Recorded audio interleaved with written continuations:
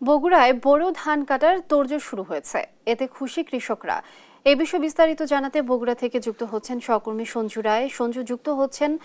সঞ্জু, বোরো ধান কাটার বিষয়ে বিস্তারিত জানাবেন। লিনিয়া, ধন্যবাদ আপনাকে। লিনিয়া, সারা দেশের ন্যায় বগুড়াতেও কিন্তু বোরো ধানের কাটামারি শুরু হয়েছে।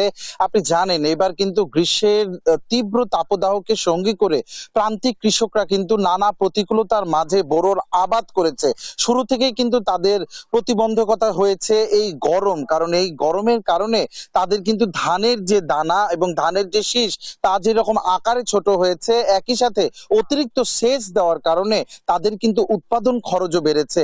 এবং এখন যে নতুন করে আশঙ্কা তৈরি হয়েছে তা হচ্ছে কবে যে বৈশাখী ঝড় কিংবা ভারী বর্ষণ হয়, কারণ ভারী বর্ষণ যদি হয় তাহলে কিন্তু তাদের যে ফলনের লক্ষ্যমাত্রা রয়েছে বিঘাপতি, সেই বিঘাপতি ফলন কিন্তু কমে আসবে। তাই কিন্তু বগুড়ার এলাকা ভেদে বিভিন্ন জায়গায় কিন্তু ইতিমধ্যেই প্রান্তিক কৃষকরা তারা কিন্তু ধান ঘরে তোলা শুরু করেছে।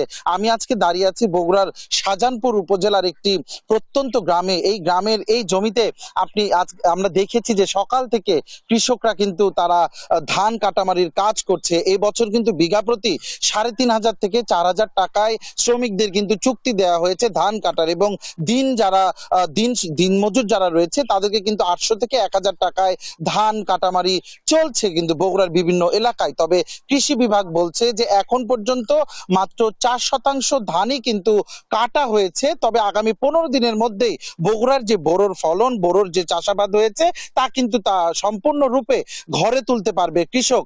এবং আপনাকে একটি বিষয় জানিয়ে রাখি লিনিয়া, বগুড়ায় কিন্তু এবছর ১,৮৭,৮১০ হেক্টর জমিতে বোরো ধান উৎপাদনের কিন্তু লক্ষ্যমাত্রা নেওয়া হয়েছে, এবং সেই লক্ষ্য নিয়েই কৃষি বিভাগের যেটি প্রত্যাশা যে যতই গরম থাকুক এবং উৎপাদন খরচ কৃষকদের বেড়েছে, তারপরেও কৃষকরা কিন্তু লাভের মুখ দেখবে এবং তাদের যে লক্ষ্যমাত্রা রয়েছে সেই লক্ষ্যমাত্রা অনুযায়ী তারা কিন্তু ধানের কিন্তু ফলন পাবে। আমরা একটু সরাসরি কথা বলবো একজন কৃষকের সাথে যে তারা কবে থেকে ধান কাটামারি শুরু করেছে এবং এবছর কি কি সমস্যা ছিল। এবার আমরা প্রথমেই আজকে জমি ধান কাটা শুরু করছি। এখন সমস্যা অনেক রোগ বালাই আছে, কীটনাশক বেশি ব্যবহার করা লাগছে।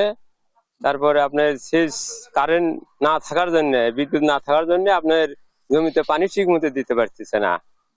এখন সরকারের কাছে ফলন কমে গেছে, সরকারের কাছে আবেদন করতেছি যে কৃষক তারা ধানের মূল্য যে সঠিক দামটা যেন পায়।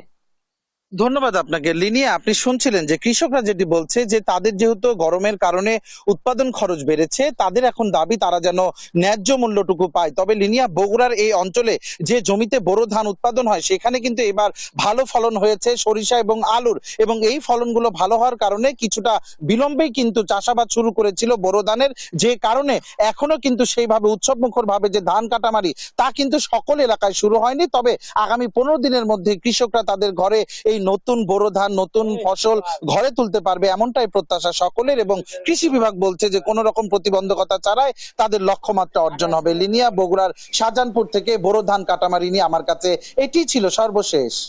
সঞ্জু, অসংখ্য ধন্যবাদ আপনাকে। দর্শক, বোরো ধান কাটার বিষয়ে বিস্তারিত জানাচ্ছিলেন সহকর্মী সঞ্জু।